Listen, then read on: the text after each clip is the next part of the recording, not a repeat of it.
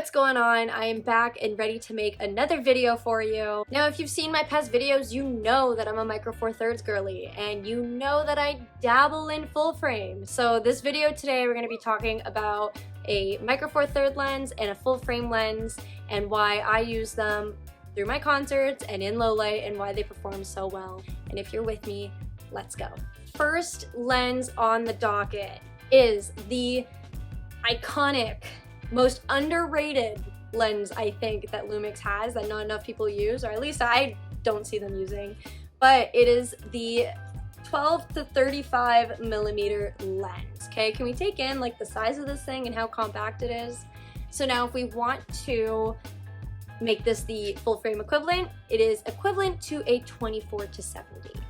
And the best part about this lens is that it's an f2.8, which is absolutely fantastic, especially when you're shooting in low light. Now, the reasons why I use this lens, honestly, I wish I had a better way of putting it into words, but I think that just goes to show how blown away I was when I got this lens. So for starters, like I mentioned, it is an f2.8. A lens that is a 2.8 does give you a lot of benefits when you're shooting in low light, because it can open a bit more and you can let in a little bit more light than you would with a lens that is an f4. Is that sometimes always the best case scenario and the best thing to use?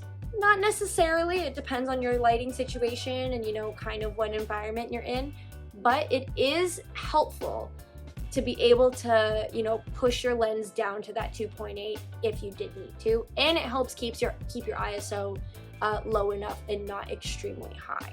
Now, if we get away from, you know, the aperture and how low it can go, the images that this lens, you know, produces and the way that it captures all of those colors and just the overall composition of the picture when you take it, I think is, you know, some of the best coloring that I've seen from a Lumix lens. And, you know, I always make the point that Lumix has really good images and really sharp images, but this lens is a whole other level. For me personally, I think I get my sharpest images from this lens. I get the really dynamic, nice and wide shots, and the colors that come out of it are just absolutely insane. I've like never really seen a lens like it, and I think it is one of the more sharper, more advanced lenses on the Micro Four Third line. And I'm gonna put up some images here just so you can see exactly what I'm talking about. And you can also find more on my portfolio and on my Instagram, which I will link in the caption below, because I really want you to understand that this small of a lens, to be this small of a lens and to produce this big of an image and to produce this like well of an image is a true testament to, you know, the engineering that Lumix has. You know, it's a testament to the advancements they've made, and, you know, the capabilities of, you know, and the potential of what a Micro Four Third camera lens can actually do in low light. And I think this lens kind of proves that the G9 II paired with the 12-35 f2.8 is a solid combo to use when you're in a low light situation, and I wouldn't have it any other way, honestly. Now, an honorable mention is a picture I took when I went to Japan back in May, and it was with the Lumix G9 II paired with the 12-35mm, and I was walking the streets with my friend. We were in Shinsekai, and there was a rain puddle, and I went and took this picture, and this is probably one of my favorite pictures from the trip. Here's another one that I took with the G9 II as well in low light. That I do want to stress, these were in low light. This was in like almost pitch black conditions, and the only light I had were from the buildings. And I think this is a true testament to how well a Micro Four Third does in low light, especially if you just want to take it out in the streets. So that's another little bonus mention. Now, I gotta admit something that I'm not necessarily too proud of, but I cheated a little bit and I got a little bit lazy with my past concerts, and I honestly just didn't feel like lugging all of my gear to a concert the other day. And you know what? I needed something that was gonna cover all of my bases. It was gonna cover a wide shot and my in-close portrait shots. And you know what combo did it for me? The S5 II paired with the 28-200mm lens. Now, I will say, The 28-200mm, because it just came out, its aperture is only a 4.7, that is the lowest. So you don't have the benefit of, you know, using a full frame with a 2.8 lens. You have it at a 4, but you know what? Sometimes that's not a bad thing, because when I'm using this, I'm usually at an aperture of a 4 or a 4.5 or maybe even a 5, and I'm still getting some really solid images. So take the aperture with a grain of salt. It is beneficial to have a 2.8, but it's not always necessary. I'm gonna make that disclaimer right now. Now, I did make another video on this lens. I will link it below because I do go into a little bit more depth.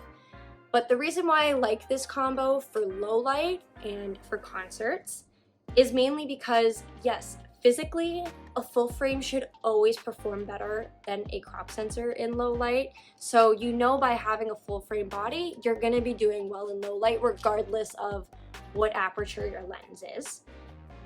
And now the 28-200, the reason why I go to this lens and not any other is because it gives me that variety of going super wide and then super in close to like almost portrait.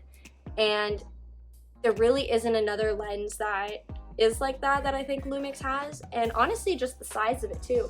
This realistically should be massive, but they did something and it's only this small. So this little combo here is probably the best case scenario and probably like the go-to that most of you will probably use if you are shooting in low light and you want that one lens to kind of just, you know, do everything and still get the best results.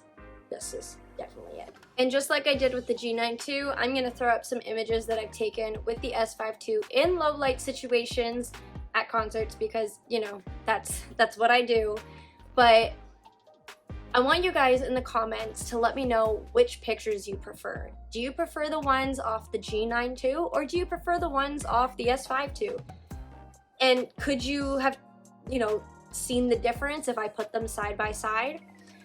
Now, if you ask me which one I prefer, of course I'm always gonna say my G9 II because I love my Micro Four Thirds. And I've said this once and I'll say it again, I think Lumix did such a good job and made so many advancements that the G9 II is on par with the S5 II and its performance in low light. And I wouldn't be saying that unless I thought it was true. I think that G9 II paired with the 12-35 is a killer combo, but is very comparable and, you know, can compete against an S5 II with a 28-200mm lens. If there's one or two things I want you to take away from your video, it's this. If you want a more wide and dynamic shot, but you don't want to be carrying a big, you know, full frame 24-70, or if you already have a Micro Four Thirds Lumix, get the 12-35mm lens, then that's for you. If you want a lens that does everything and you want it on a full frame system because you think that full frame will perform much better, go with the 28-200mm combo with the S5 II. But the last thing I want you to take away from this video is you need to do what's best for you and your photography needs and what's going to perform best given your situation, whether it's your, you know, what venue you're at, what kind of lighting you're in, what your budget is. These two combos that I mentioned in this video are perfect for literally anybody. And I think anybody would benefit from using any of those two lenses with those two camera bodies. Anyways, that is all I have. I hope this was somewhat beneficial for you, and I hope this helps in your buying decision when you're looking at Lumix lenses. But anyways, make sure you like and subscribe and comment on this video. I will catch you guys next time.